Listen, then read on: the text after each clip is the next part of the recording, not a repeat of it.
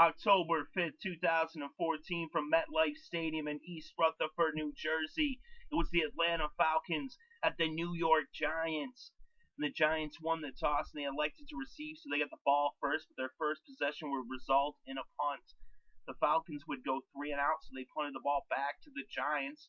So now the Giants had the ball with a little under 12 minutes left in the first quarter, and they had the ball on their own 17-yard line. And they were able to chip away. And then 3rd and 4, Eli ended up hitting Parker for a 42-yard reception that brought them all the way to the Atlanta 21. And then they chipped away.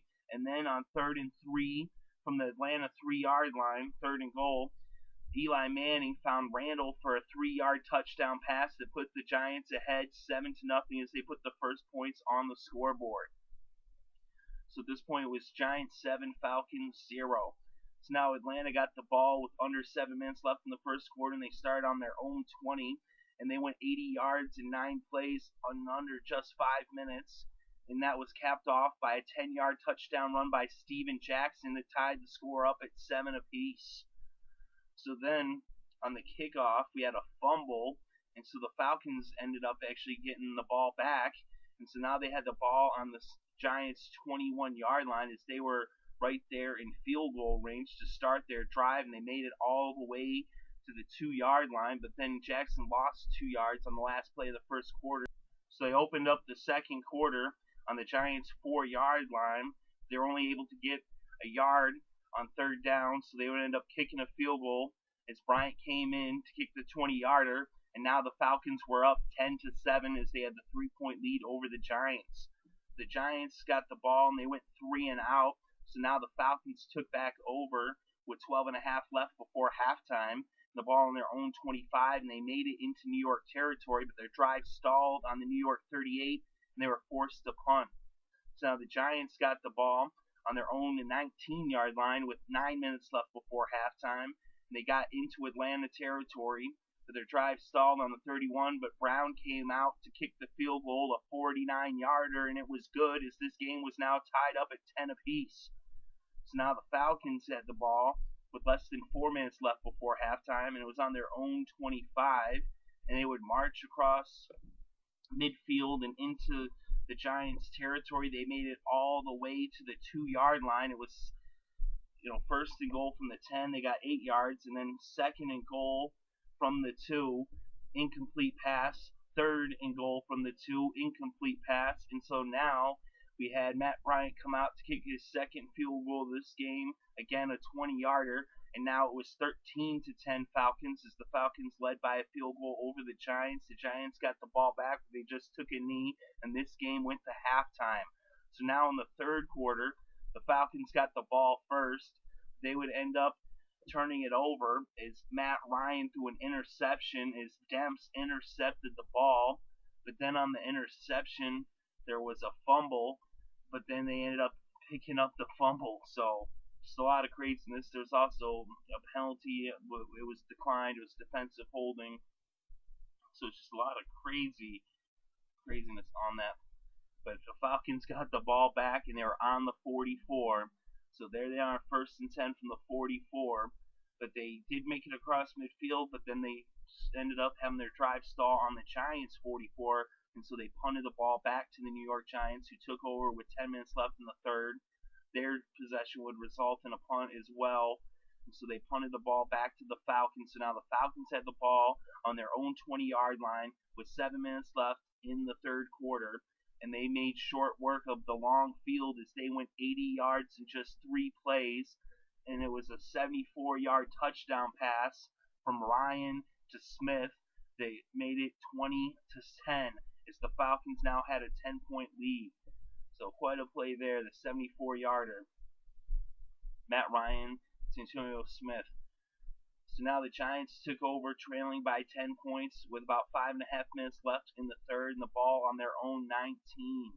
But they would end up bringing the ball to midfield and into Atlanta territory. They got to the red zone and all the way down to the Atlanta 3-yard line. And on 2nd and goal from the 3, Williams punched it in and gave the Giants a touchdown, which made it 20-17 as the New York Giants now trailed the Atlanta Falcons by a field goal.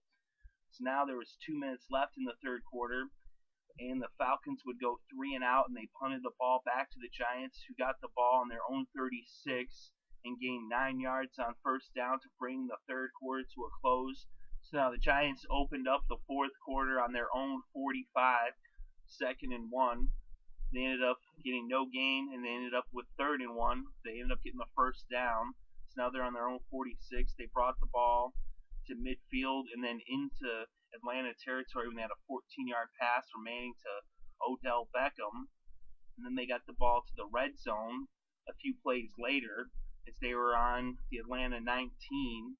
And then they got 4 yards to bring up 3rd and 3 from the 15. And that's when Eli Manning hit Odell Beckham for a 15-yard touchdown pass, the first touchdown pass of the rookie's careers. This is his first game as Beckham now gets his first touchdown.